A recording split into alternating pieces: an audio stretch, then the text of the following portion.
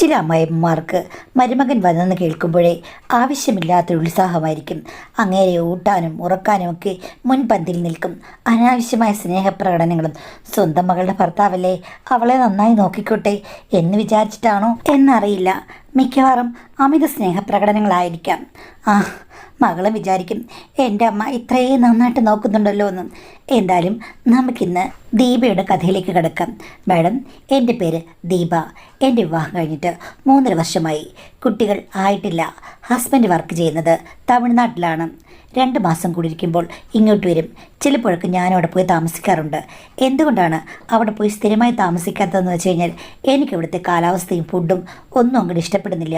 മരുമോൻ വരുമ്പോഴേക്കും എൻ്റെ അമ്മ എന്നെ കുറ്റം പറയാൻ തുടങ്ങും. വന്നവളെ വീട്ടിൽ നിൽക്കുക, അവൻ്റെ കൂടെ പോയി തമിഴ്നാട്ടിൽ ജീവിച്ച് അവന് വായിക്ക് രുചിയുള്ളതൊക്കെ വെച്ച് കൊടുക്കാതെ അവൾ സ്വന്തം വീട്ടിൽ വന്ന് അട്ടിപ്പേറ് കിടക്കുക എന്ന് പറയും. ഞാൻ പറയും എനിക്ക് അവിടെ അങ്ങ് പോയി കഴിഞ്ഞാൽ ശരിയാവത്തില്ല, എനിക്ക് വയ്യാന്ന്. ഹസ്ബൻഡും പറയും അമ്മേ അവളോട് വന്നു കഴിഞ്ഞാൽ ശരിയാകില്ല, അവളെ ഞാൻ കൊണ്ടുപോയതാണല്ലോ, അവൾക്ക് ഒട്ടും അഡ്ജസ്റ്റ് ചെയ്യാൻ പറ്റുന്നില്ല. മോനൊരു AC ഒക്കെ വെച്ചാൽ പോരെ. AC വെച്ചാലും എന്താണെങ്കിലും ഇവൾക്ക് അവിടെ വന്നു കഴിയുമ്പോഴേക്കും ഭയങ്കര മൂഡ് ഓഫ് അമ്മേ. ഇവളെയും കൊണ്ട് ഞാനവിടെ പോയി കഴിഞ്ഞാൽ ഞാൻ തന്നെ ബുദ്ധിമുട്ടും. ശരിക്കും വല്ലപ്പോഴും ഇങ്ങോട്ട് വന്ന് കാണുന്നതാണ് നല്ലത്. അത് കേൾക്കുമ്പോൾ അമ്മ പറയും വല്ലപ്പോഴും കണ്ടാലേ കാര്യങ്ങളൊന്നും കറക്റ്റായിട്ട് നടക്കത്തില്ല. അത് നിങ്ങൾക്ക് പിന്നീട് മനസ്സിലാകും. ഇപ്പോൾ കുഞ്ഞ് കളിച്ചുകൊണ്ട് നടക്കുക. വർഷം എത്രയായി? എന്തെങ്കിലും കാര്യങ്ങൾ ഇതുവരെ ഉണ്ടായോ? ഒരു വിശേഷം?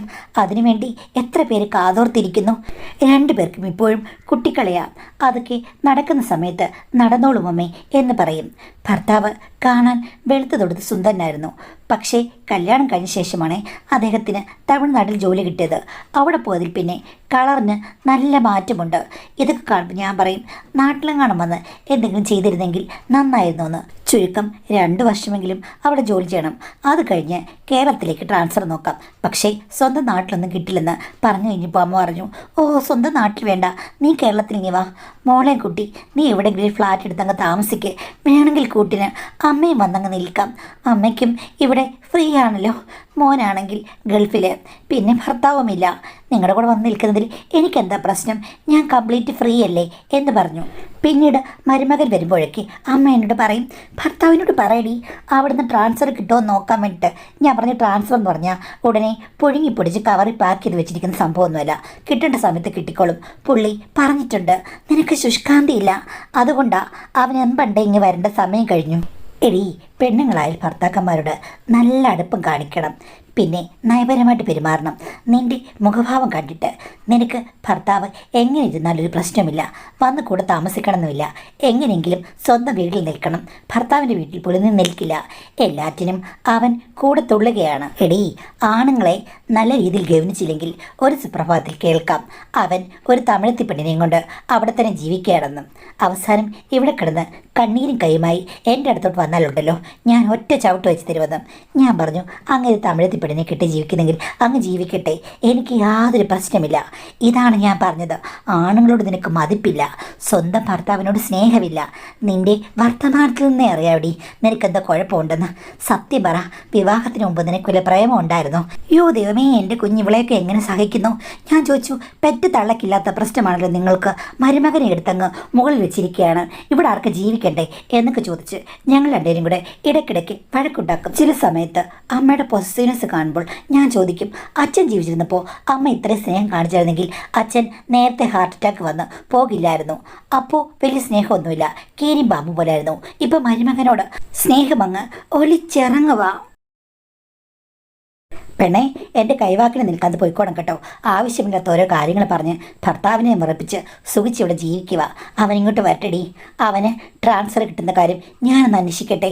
ഞാൻ പറഞ്ഞു കഴിഞ്ഞാൽ അവൻ പെട്ടെന്ന് അത് സാധിച്ചെടുക്കും. എങ്കിൽ പിന്നെ അമ്മയ്ക്ക് തന്നെ പറഞ്ഞുകൂടെ? എടി, പെണ്ണുങ്ങളാണെങ്കിൽ പല കാര്യങ്ങളും എപ്പോഴും ഓർക്കണം.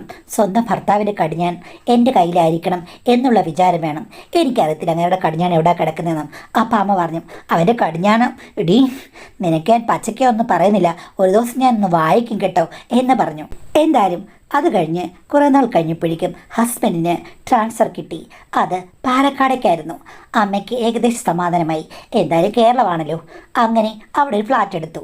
ഞങ്ങൾ രണ്ടുപേരും കൂടി അങ്ങോട്ടേക്ക് പോയി. നാട്ടിലെ വീട് എല്ലാ ആഴ്ചയും അമ്മയുടെ അനിയത്തി വന്ന് തൂത്ത് വൃത്തിയാക്കിയിടും.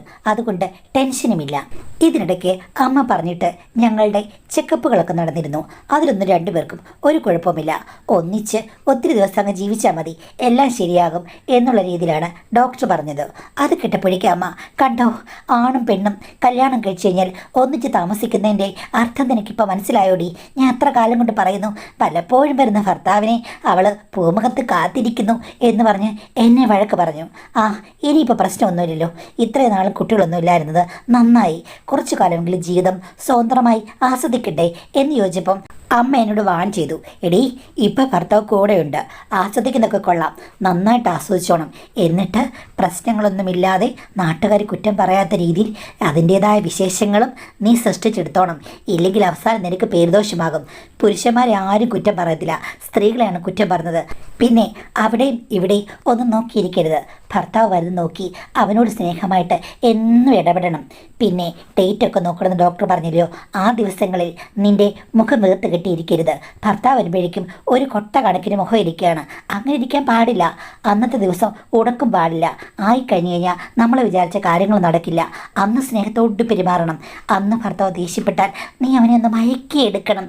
എങ്ങനെയാണ് ഭർത്താവിനെ മയക്കിയെടുക്കുക? അച്ഛനെ മയക്കിയെടുക്കുന്നത് ഞാൻ കണ്ടിട്ടില്ലല്ലോ. തോന്നിയാസം പറയുന്നോടി, അച്ഛനെ മയക്കി എടുത്തില്ലോ എന്ന് നിനക്കങ്ങനെ അറിയാം? ഞങ്ങൾ ഭാര്യ ഭർത്താവല്ലായിരുന്നോ? നിന്നോട് പറഞ്ഞിട്ടാണോ ഞങ്ങളുടെ ബന്ധം മുന്നോട്ട് പോയിക്കൊണ്ടിരുന്നത് എന്ന് ചോദിച്ചു. എനിക്കിതൊക്കെ കണ്ടിട്ട് അമ്മയ്ക്ക് അനാവശ്യമായ ചില ഇളക്കങ്ങളുണ്ടെന്ന് തോന്നുന്നു. എൻ്റെ കൂടെ ഒരു പെണ്ണ് പഠിച്ചിരുന്നു, ലിൻഡ. 24 മണിക്കൂറും സൗന്ദര്യമുള്ള ആണുങ്ങളെപ്പറ്റി വർണ്ണിക്കുകയാണ് അവളുടെ പ്രധാന പരിപാടി. ഇതേപോലെ കല്യാണം കഴിച്ചു കഴിഞ്ഞാൽ അവൻ്റെ ഭാര്യ ആയിക്കഴിഞ്ഞാൽ അങ്ങനെയാണ് ഇങ്ങനെയാണ് എന്നൊക്കെ പറയും. എടി, നീ എന്താ ഉദ്ദേശിക്കുന്നത്? ആ പെണ്ണും ഞാൻ ഒരുപോലെയാണെന്നാണോ? എനിക്ക് ഈ കഥകളൊക്കെ കേട്ടിട്ട് ഏകദേശം ഒരുപോലെയാണ് തോന്നുന്നത്. ഒരു മരുമകൻ വരുന്നു എന്ന് പറഞ്ഞിട്ട് അമ്മ ഇത്രയും കിടന്നിളകേണ്ട കാര്യമില്ല. എന്തോ ഒരു ദുരൂഹതയുണ്ട്. അപ്പോൾ നീ എന്നെ ദുരൂഹമായി സംശയിക്കുന്നെങ്കിൽ എനിക്കൊന്നുമില്ലടി, കണക്കായിപ്പോയി. നീ സംശയിക്ക്. നിൻ്റെ നല്ലതിന് വേണ്ടിയിട്ടാണ് ഞാൻ പറയുന്നത്. ഒരു ഭാര്യ ഭർത്താവിനെ എങ്ങനെ പരിഗണിക്കണം എന്ന് പറഞ്ഞു കഴിഞ്ഞപ്പോഴേക്കും നീ എന്നെ സംശയിക്കുന്നു. നീ എന്നെ സംശയിച്ചാൽ ഒന്നും എനിക്കില്ല. എൻ്റെ മരുമകൻ എൻ്റെ കൂടെ മാത്രമേ നിൽക്കുള്ളൂ. എനിക്കറിയാം, അവനെ ഞാൻ എൻ്റെ മോനെ പോലെ പൊന്നുപോലെ നോക്കുന്നത്. എൻ്റെ മോൻ എവിടെയോ കിടക്കുന്നു. അവനും ഭാര്യയും ഗൾഫിൽ സുഖിച്ച് ജീവിക്കുന്നു. എൻ്റെ മരുമകൻ എൻ്റെ കുഞ്ഞുള്ളത് കൊണ്ടാണ് ഞാൻ സന്തോഷമായിട്ട് കരുതുന്നത്. എനിക്കവൻ ഒരു കുറവും വരുത്തിയിട്ടില്ല. എനിക്ക് കുഞ്ഞിന് വേണ്ടിയിട്ട് ഒരു തുണിത്തൊട്ടിലൂടെ കെട്ടിയാലോ? ഓഫീസിൽ നിന്ന് വരുന്ന സമയത്ത് നമുക്ക് രണ്ടുപേർക്കൂടെ ഇങ്ങനെ താരാട്ട് പാടി ഉറക്കാം. എടി, എൻ്റെ കുഞ്ഞിനെ ഞാൻ ചിലപ്പോൾ ഉറക്കും ഉണർത്തും. പക്ഷേ നീ ഭർത്താവ് വരുമ്പോൾ തൊട്ടിലിട്ടാട്ടി അവനെ ഉറക്കാൻ ശ്രമിച്ചു കഴിഞ്ഞാൽ നിൻ്റെ ജീവിതം കട്ടപ്പോക. ഭർത്താവ് വന്നു കഴിഞ്ഞാൽ അവനെ ഉണർത്തി വെക്കാനാണ് സ്ത്രീ നോക്കേണ്ടത്. അല്ലാതെ താരാട്ട് പാടി ഉറക്കാൻ നോക്കിക്കഴിഞ്ഞാൽ നീ വിചാരിച്ചത് ഒന്നും നടക്കാൻ പോകുന്നില്ല. അതിന് ഞാൻ പ്രത്യേകമായിട്ടൊന്നും വിചാരിക്കുന്നില്ലോ അമ്മേ. അതാണ് കുഴപ്പം. ഇങ്ങനെയൊക്കെ പറഞ്ഞാലും അമ്മ പറഞ്ഞതിൽ കാര്യമുണ്ടെന്ന് എനിക്കറിയാം. ഡോക്ടർ പറഞ്ഞതുകൊണ്ട് ഞാനും ആക്റ്റീവായിട്ട് നിൽക്കാൻ ശ്രമിക്കാറുണ്ട്. പിന്നെ ഞങ്ങൾക്കിടയിൽ പ്രത്യേകിച്ച് പ്രശ്നങ്ങളൊന്നുമില്ല. അമ്മ പറയുന്ന പോലെ എല്ലാ ദിവസവും ആക്റ്റീവായിട്ടിരിക്കാനൊന്നും എനിക്ക് പറ്റാറില്ല. അദ്ദേഹത്തിനും അങ്ങനെ തന്നെ. ചില ദിവസങ്ങളൊക്കെ എന്നോട് പറയും ക്ഷീണമാണെന്ന്. ഡോക്ടർ പറഞ്ഞ ഡേറ്റ് ആണെങ്കിലും ഞാൻ നിർബന്ധിക്കാൻ പോകില്ല. കാര്യം പറയുമ്പോൾ പറയും, ഇത്തിരി താമസിച്ചാലും പ്രശ്നമൊന്നുമില്ലല്ലോ, നമുക്കധികം പ്രായമൊന്നും ആയിട്ടില്ലല്ലോ. അതുവല്ലോ അമ്മയ്ക്കറിയാമോ ചേട്ടാ? എപ്പോഴും എന്നെ നിർബന്ധിക്കാം. അമ്മ എന്നോടുള്ള സ്നേഹം കൊണ്ടാണ്. നിന്നേക്കാൾ സ്നേഹം അമ്മയ്ക്ക് എന്നോടാണ്. അതുപിന്നെ പറഞ്ഞറിയിക്കേണ്ട കാര്യമില്ലല്ലോ. അമ്മയ്ക്ക് സ്വന്തം മകൻ ഗൾഫിൽ പോയത് പിന്നെ നിങ്ങളെ കിട്ടിയില്ലയോ? അപ്പോഴേക്കും അമിതമായ വാത്സല്യം, മാതൃവാത്സല്യം അങ്ങ് ചുരുത്തുകയാണ്. അമ്മയ്ക്ക് ഏറ്റവും കൂടുതൽ ഇഷ്ടം ആൺകുട്ടികളോടാണ്. അത് എൻ്റെ ഒരു ഭാഗ്യമോ മോളെ. എൻ്റെ അമ്മയുടെ സ്വഭാവം നിനക്കറിയാമല്ലോ. നിനക്ക് പോലും അഡ്ജസ്റ്റ് ചെയ്യാൻ പറ്റില്ല. എനിക്കാണെങ്കിൽ ഒട്ടുമേ പറ്റില്ല. അപ്പോൾ അമ്മമാർ പലതരമാണ്. ഒരു കണക്കിന് നോക്കുമ്പോൾ അമ്മയോടുള്ളത് എന്ത് ഭാഗ്യമാ. അമ്മ എത്ര നല്ല രുചികരമായി ഭക്ഷണം വയ്ക്കും, വീട് നോക്കും. നിനക്ക് ഏതെങ്കിലും കറി നന്നായി ഉണ്ടാക്കാൻ പറ്റുമോ? അമ്മ നമ്മുടെ കൂടെ ഉള്ളത് കൊണ്ട് നമ്മൾ രണ്ടുപേരും സദ്യ പോലെ എല്ലാ ദിവസവും കഴിച്ച് ജീവിക്കുന്നു. അതിനൊക്കെ അമ്മയെ ശരിക്കും പൂവിട്ട് പൂജിക്കണം. നീ അല്ലാതെ അമ്മ പറയുമ്പോഴേക്കും എതിർവാക്ക് പറഞ്ഞ് അമ്മയെ വെറുപ്പിക്കരുത്. അമ്മയ്ക്ക് വേറെ പ്രശ്നമൊന്നുമില്ല, വേണമെങ്കിൽ നാട്ടിലേക്ക് തിരിച്ചു പോകും, ഞാൻ പറഞ്ഞേക്കാം കേട്ടോ. എൻ്റെ പൊന്നു ചേട്ടാ, മരുമോനെ വിട്ട് അമ്മായിമ്മ എങ്ങും പോകില്ല. പിന്നെ ഞാനും അമ്മയും തമ്മിൽ പണ്ട് മുതൽ കീരിയും പാമ്പും പോലെയാണ്. നിങ്ങൾ അതോടത്ത് പേടിക്കേണ്ട കാര്യമില്ല എന്ന് പറയും. പിന്നെ എൻ്റെ ഭർത്താവ് ഒരു ശുദ്ധഗതിക്കാരനാണെന്ന് എനിക്കറിയാം. സ്നേഹിച്ചാൽ സ്നേഹിക്കാനേ അറിയൂ. നല്ല സൗന്ദര്യം ഉള്ളതുകൊണ്ട് അവൻ്റെ പുറകെ മറ്റു പെണ്ണുങ്ങൾ കൂടാൻ സാധ്യതയുണ്ട് മോളെ എന്ന് പറഞ്ഞ് അമ്മ പേടിപ്പിക്കും. പക്ഷേ എൻ്റെ ഭർത്താവിൻ്റെ ഫോണിൽ അങ്ങനെ ഒരു കോളോ എന്തെങ്കിലും മെസ്സേജോ ഞാൻ കണ്ടിട്ടില്ല. എല്ലാം എനിക്ക് എടുത്ത് നോക്കാൻ പാകത്തിന് വെച്ചിരിക്കുകയാണ്. ആ മനുഷ്യനെ ഞാൻ എങ്ങനെ സംശയിക്കാനാണ്? ഒരു ദിവസം 3-4 അവധി ഒന്നിച്ചു വന്നു കഴിഞ്ഞപ്പോഴേക്കും എൻ്റെ അമ്മ ഹസ്ബൻഡിനോട് പറഞ്ഞു, മോനെ നമുക്ക് തമിഴ്നാട്ടിലെ ആ അമ്പലത്തിൽ പോകാം. അമ്മയെ ഞാൻ പണ്ടേ പറഞ്ഞതല്ലേ, ഒത്തിരി പടിയുണ്ട്, അതിന് മുകളിൽ അമ്മ തനിയെ കയറി വരേണ്ടി വരും, അല്ലാതെ വണ്ടിയൊന്നും പോകില്ല. അതെനിക്ക് പിന്നെ അറിയില്ലേ, ഞാൻ പണ്ടൊന്ന് പോയിട്ടുള്ളതാണ് എൻ്റെ ഹസ്ബൻഡിൻ്റെ കൂടെ. നമുക്ക് പോകാടാ, പതുക്കെ ഇരുന്നിരുന്ന് മുകളിൽ കയറാം, നല്ല രസമാണ് നോക്കാൻ വേണ്ടിയിട്ട്. എന്നാൽ പിന്നെ നമുക്ക് പോകാമേ. എടാ, അപ്പുറത്തെ ഫ്ലാറ്റിലെ രമ്യയും വരാമെന്ന് പറഞ്ഞിട്ടുണ്ട്. അവിടെ ഭർത്താവ് ഒരു മാസമായിട്ട് ഇവിടെ ഇല്ലല്ലോ, അവളും തനിച്ചിവിടെ കഴിയുക, അവളെ കൂടി വരട്ടെ എന്ന് പറഞ്ഞു. ഭർത്താവ് തലയാട്ടി. എനിക്ക് പക്ഷേ രമ്യയെ ഒട്ടും അങ്ങോട്ട് ഇഷ്ടമല്ല. വന്നപ്പോൾ മുതൽ അവളും അമ്മയും തമ്മിൽ മണിക്കൂറുകളോളം അവളുടെ വീട്ടിൽ പോയിരുന്ന് സംസാരിക്കും. ഞാൻ വാൺ ചെയ്യും. അമ്മ പറയും, എടി നിനക്ക് യോജിച്ചു പോകാൻ പറ്റില്ലെങ്കിൽ നീ വീണ്ടണ്ട, അവൾക്ക് എന്നോട് വലിയ കാര്യമാണ്, എന്നോട് അവൾ എല്ലാ കാര്യങ്ങളും തുറന്നു പറയും, നിന്നേക്കാൾ അനുസരണമുള്ളൊരു പെൺകുട്ടിയാണ് അവൾ എന്ന് പറയും. എന്തായാലും ഇവൾ കൂടി വരുന്നുണ്ടെന്ന് അറിഞ്ഞു കഴിഞ്ഞപ്പോഴേക്കും എനിക്ക് അസ്വസ്ഥയായി. എന്നാലും അമ്മ അവളും കൂടെ പുറകിരുന്നോളും, ഞാനും ഭർത്താവും മുന്നിൽ, എനിക്കൊരു പ്രശ്നവുമില്ലല്ലോ എന്ന് വിചാരിച്ച് ആ യാത്ര പോയി. ഈ രമ്യയും ഞാനും തമ്മിൽ അത്ര വലിയ അടുപ്പമില്ല. കാര്യം ഈ അമ്മയാണ് അവളുടെ അടുത്ത് എപ്പോഴും പോയിരിക്കുന്നത്. എനിക്കെന്തോ ഇഷ്ടമില്ലാത്തതുകൊണ്ട് അവൾക്കും എന്നെ അത്ര ഇഷ്ടമല്ല. ജസ്റ്റ് ചിരിക്കും, അത്ര മാത്രമേ ഉള്ളൂ. പക്ഷേ കാൽ കയറി ഒന്നിച്ചിരുന്ന് കഴിഞ്ഞപ്പോൾ സംസാരിക്കാതിരിക്കാൻ പറ്റുമോ? അങ്ങനെ സംസാരിച്ചു. പിന്നെ അവിടെ ചെന്ന് കഴിഞ്ഞപ്പോഴേക്കും അമ്മയ്ക്ക് പതുക്കെയല്ലേ കയറാൻ പറ്റുകയുള്ളൂ. അപ്പോൾ ഹസ്ബൻഡിനോട് പറഞ്ഞു, ആ ഞാനും അമ്മയും കൂടെ പതുക്കെ വരാം, നിങ്ങൾ രണ്ടുപേരും കൂടെ സംസാരിച്ച് കയറി പോയാലും പ്രശ്നമില്ലെന്ന്. അങ്ങനെ ഞങ്ങൾ പെട്ടെന്ന് നടന്ന് സ്റ്റെപ്പുകൾ കയറാൻ തുടങ്ങി. ആ സമയത്ത് രമ്യ എന്നോട് ചോദിച്ചു, കല്യാണം കഴിഞ്ഞിട്ട് കുറച്ച് വർഷമായല്ലേ, കുട്ടികളാകാത്തതിൽ വിഷമമുണ്ടോ എന്നോട് ചോദിച്ചു.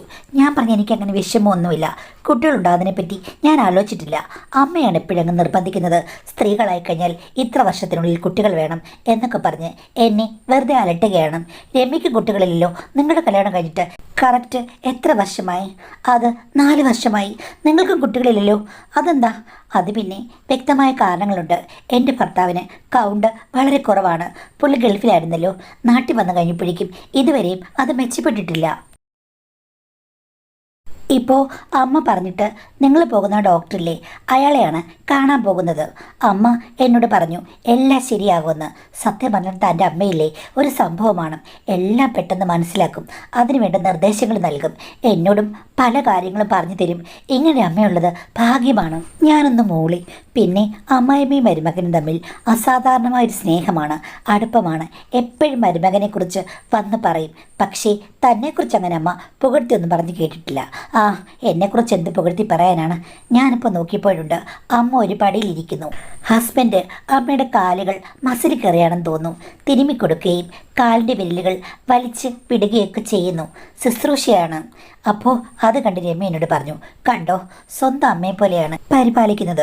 ഒരു വട്ടം ഞാൻ ഭർത്താവിൻ്റെ കാര്യം പറഞ്ഞു കഴിഞ്ഞപ്പോഴേക്കും അമ്മ പറയുകയാണ്, എൻ്റെ മരുമകനാണെങ്കിൽ യാതൊരു കുഴപ്പമില്ല, എൻ്റെ മോള് അലസ സ്വഭാവക്കാരി ആയതുകൊണ്ടാണ് ഇതുവരെ ഒന്നും നടക്കാത്തത്. ഭർത്താവിനെ ശരിയായിട്ട് മാനേജ് ചെയ്യാൻ അവൾക്കറിയില്ല. ഭർത്താവിനോട് ഒരു സ്നേഹവും നയവുമില്ല. അതുകൊണ്ടാണ് എൻ്റെ മരുമകൻ വല്ലതുമാണ് രമ്യയുടെ ഭർത്താവിൻ്റെ സ്ഥാനത്തെങ്കിൽ ശരിക്കും പറഞ്ഞാൽ ഇപ്പോൾ എല്ലാ കാര്യങ്ങളും ഓക്കെ ആയേനെ എന്ന് അമ്മ പറഞ്ഞെന്ന് രമ്യ പറഞ്ഞത് കേട്ടപ്പോൾ ഞാൻ ഓർത്തു, ഇവിടെ എന്തൊക്കെയാണ് നടക്കുന്നത്? അമ്മ പോയിരുന്ന് അവളോട് എന്തൊക്കെയാണ് സംസാരിക്കുന്നത്? വീട്ടിലുള്ള രഹസ്യങ്ങളെല്ലാം മറ്റൊരു സ്ത്രീയോട് സംസാരിക്കുന്നു. അതുമാത്രമല്ല മരുമകനെ അവരെ ചേർത്ത് പറഞ്ഞ് അവരെ സന്തോഷിപ്പിക്കുന്നു. ഇങ്ങനെയൊക്കെ ഏതെങ്കിലും അമ്മ ചെയ്യുമോ? ഇവരുടെ ഉള്ളിൽ എന്താണ് സൈക്കോളജിക്കൽ പ്രോബ്ലം വല്ലതുമുണ്ടോ എന്നൊക്കെ എൻ്റെ മനസ്സ് പറഞ്ഞു.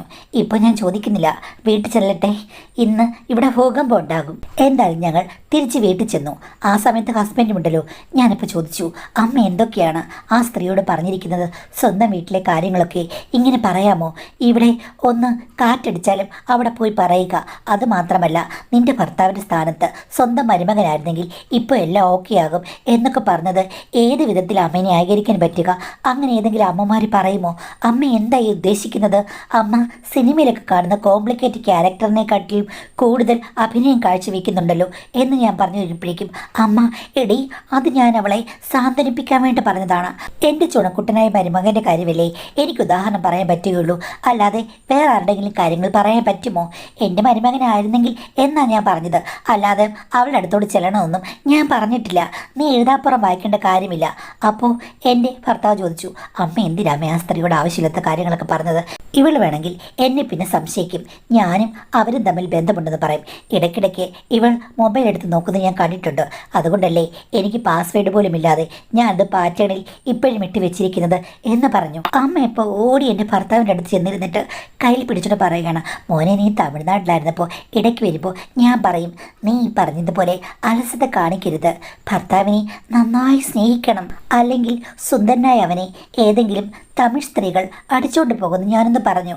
അപ്പോൾ മുതലായിരിക്കും മോനെ സംശയം തുടങ്ങിയത് എന്ന് പറഞ്ഞു.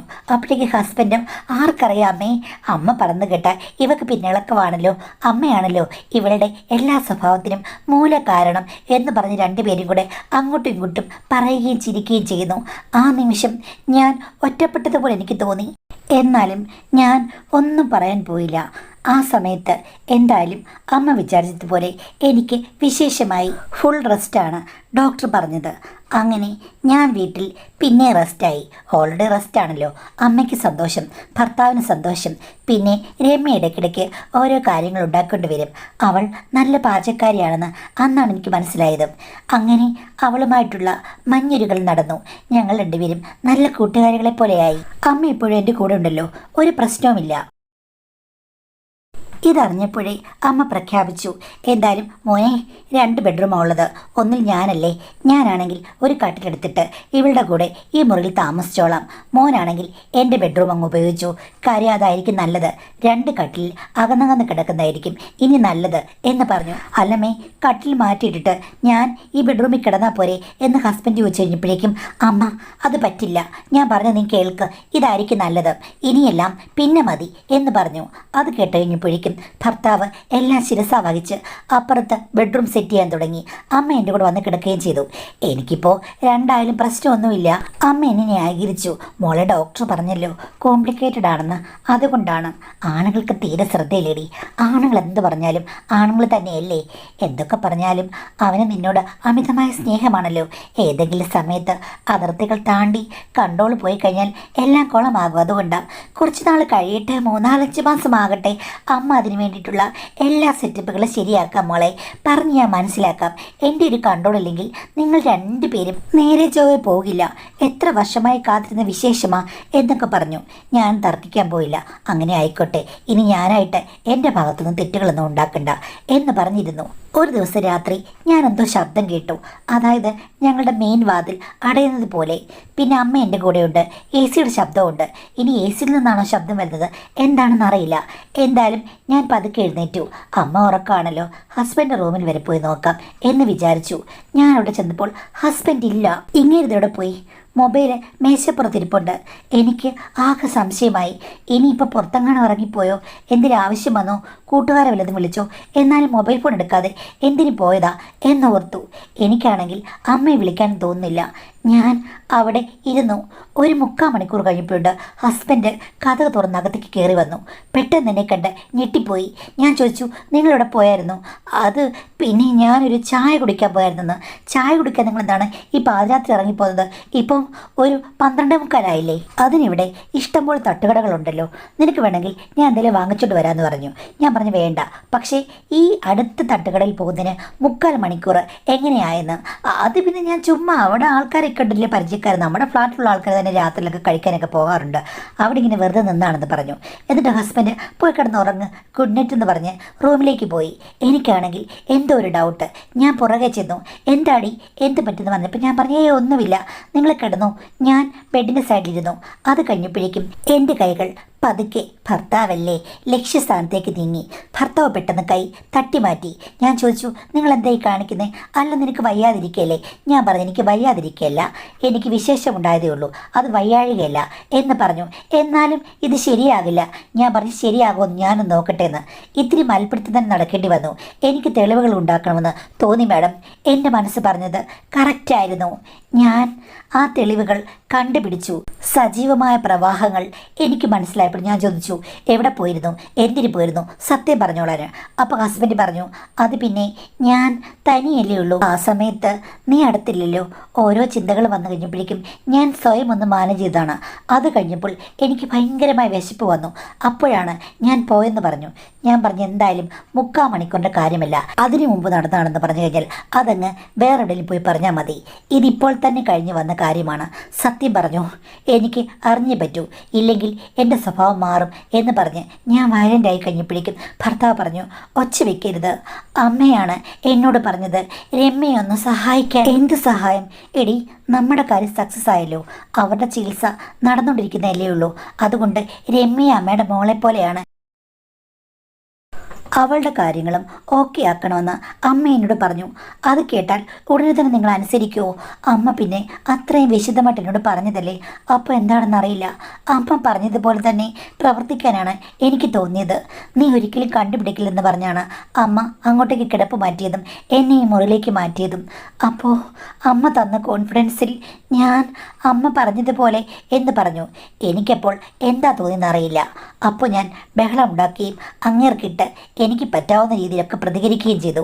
ഭർത്താവ് ഒന്നും പറഞ്ഞില്ല. അയാൾ പിന്നീട് നിശബ്ദനായിരുന്നു. എൻ്റെ കോപമെല്ലാം അടങ്ങി കഴിഞ്ഞപ്പോഴേക്കും ഭർത്താവ് പറഞ്ഞു, തൻ്റെ അമ്മ പറയുമ്പോഴേക്കും എനിക്കറിയാതെ എല്ലാം അനുസരിക്കാൻ തോന്നുമെന്ന്. ഞാൻ പറഞ്ഞു, അവർ പറഞ്ഞാൽ നിങ്ങളെടുത്ത് കടലിൽ ചാടുമോ? ഇവിടെ നിന്ന് കടലൊന്നുമില്ലല്ലോ, ചിലപ്പോൾ ചാടിയെന്നിരിക്കും. എനിക്ക് ദേഷ്യം വന്നു. ഞാൻ പോയി അമ്മയെ വിളിച്ചുണർത്തി ഈ കാര്യങ്ങളൊക്കെ പറഞ്ഞ് ക്വസ്റ്റ്യൻ ചെയ്ത് കഴിഞ്ഞപ്പോഴേക്കും അമ്മ പാതിരാത്രി പറയുകയാണ്, ഓ, നീ ഇത്രയും കിടന്ന് ചാടേണ്ട കാര്യമൊന്നുമില്ല, അവൻ സൗന്ദര്യമുള്ള ഒരാണല്ലേ, ഇപ്പം നീ റെസ്റ്റ് അല്ലേ, അവൻ ഇവിടെ വെറുതെ കഴിയേണ്ടി വരികയല്ലേ. അപ്പോൾ ഞാൻ ഓർത്ത് രമ്യയുടെ കാര്യം എല്ലാം ഒരു പരസ്പര സഹായമല്ലേ. അമ്മ എങ്ങനെയാണ് ഇത്തരം കാര്യങ്ങൾ നോർമലായിട്ട് സംസാരിക്കുന്നത്? അത് കേട്ടപ്പോൾ അമ്മ പറഞ്ഞു, നോർമൽ ഇല്ലാത്ത കാര്യങ്ങൾ ഒക്കെ ലോകത്ത് നടക്കുന്നുണ്ട് മോളെ, നീ കൂടുതൽ ശ്രദ്ധിക്കേണ്ട കാര്യമില്ല. നിൻ്റെ ഭർത്താവ് നിന്നോട് നല്ല സ്നേഹത്തിൽ തന്നെയാണല്ലോ പെരുമാറുന്നത് എന്ന് പറയുകയാണ്. ഞാൻ എത്ര വഴക്കിട്ടിട്ടും അവർ രണ്ടുപേരും എന്നോട് വഴക്കൊന്നും വിടുന്നില്ല, വളരെ വിചിത്രമായിട്ട് പെരുമാറുന്നു. അവസാനം ഞാൻ ചോദിച്ചു, അമ്മേ, ഇതിൽ വേറെന്തെങ്കിലും ഉണ്ടോ?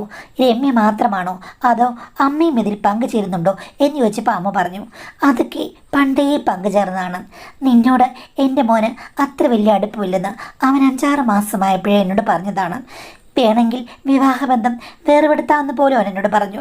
ഞാൻ പറഞ്ഞു, എൻ്റെ പൊന്നുമോനെ, നീ ഒരിക്കലും അവളെ ഉപേക്ഷിക്കരുത്, എനിക്ക് നീ അല്ലാതെ വേറെ മരുമകനില്ല എന്ന് പറഞ്ഞ് അവനെ ഞാൻ പിടിച്ചു നിർത്തിക്കൊണ്ടാടി അവൻ ഇപ്പോഴും നിൻ്റെ കൂടെ നടക്കുന്നത്. എൻ്റെ ഒരാളുടെ മിടുക്ക് കൊണ്ടാണ് നിങ്ങളുടെ ജീവിതം ഇപ്പോഴും മുന്നോട്ട് പോകുന്നത്.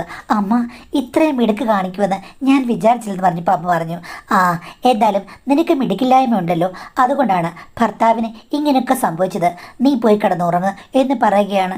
ഞാൻ എത്ര പറഞ്ഞിട്ടും 2 പേർക്കും ഒരു കൂസലുമില്ല. പിറ്റേ ദിവസം തൊട്ട് അമ്മ പറയുകയാണ്, നീ തന്നെ ഒന്ന് കിടക്ക്, എൻ്റെ മോനെ ഞാൻ അത്താഴം കൊടുത്തിട്ട് വരട്ടെ എന്ന് പറഞ്ഞു പോവുകയാണ്. ഞാൻ പുറകെ ചെന്ന് കഴിഞ്ഞപ്പോഴേക്കും വാതിൽ കൊട്ടിയടച്ചു. മാഡം, ചുരുക്കം പറഞ്ഞാൽ എല്ലാറ്റിനും ദൃക്സാക്ഷിയാകേണ്ട ഞാൻ സത്യം പറഞ്ഞാൽ വല്ലാത്ത അവസ്ഥയിലാണ്. ഇതിനിടയ്ക്ക് രമ്യയുടെ കാര്യങ്ങളും ഇപ്പോൾ ഓക്കെ ആയിട്ടുണ്ട്. ഭർത്താവിനും അമ്മയ്ക്കും ഏകദേശം മാഡം പല വീടുകളിലും പറയാറുള്ള അവാർഡ് പടഭാവമാണ്. എല്ലാം അവരെ കൂടെ നിന്ന് സപ്പോർട്ട് ചെയ്യുകയാണെങ്കിൽ സ്മൂത്തായിട്ട് പോകാം, ഇല്ലെങ്കിൽ അവർക്ക് പറയാനൊന്നുമില്ല എന്നുള്ള രീതിയിലാണ്. അവർക്ക് ഒരു കൂസലുമില്ല, എല്ലാം സ്മൂത്തായിട്ട് പോവുകയാണ്. ഞാൻ മാത്രം ഇവിടെ വല്ലാത്ത വിഷമത്തിലുമാണ്. ഇതിനൊരു പരിഹാരമുണ്ടോ എന്നാണ് ചോദ്യം. അപ്പോൾ പരിഹാരമുണ്ടോ എന്ന് ചോദിച്ചു കഴിഞ്ഞാൽ, മരുമകനും അമ്മായിമ്മയും തമ്മിൽ ആദ്യമേ തുറന്ന സംഭാഷണങ്ങളുണ്ട്. നിങ്ങൾ നിങ്ങളുടെ ഭർത്താവും തമ്മിൽ തുറന്ന സംഭാഷണങ്ങളുണ്ടോ എന്നറിയില്ല. എന്തെങ്കിലും അതൃപ്തി ഉണ്ടെങ്കിൽ സ്വന്തം ഭാര്യയോട് പറയാതെ അമ്മായിമ്മയോട് അതെങ്ങനെയാണ് പറഞ്ഞത്?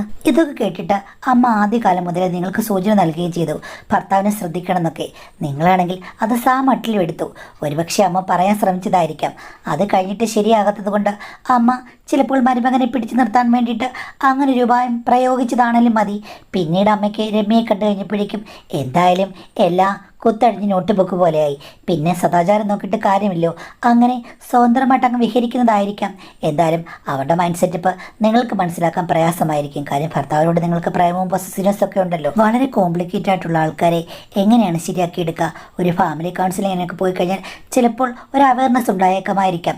പക്ഷേ ഈ അവസ്ഥയിൽ അത് ആര് ചെയ്യും, എങ്ങനെ നടക്കും?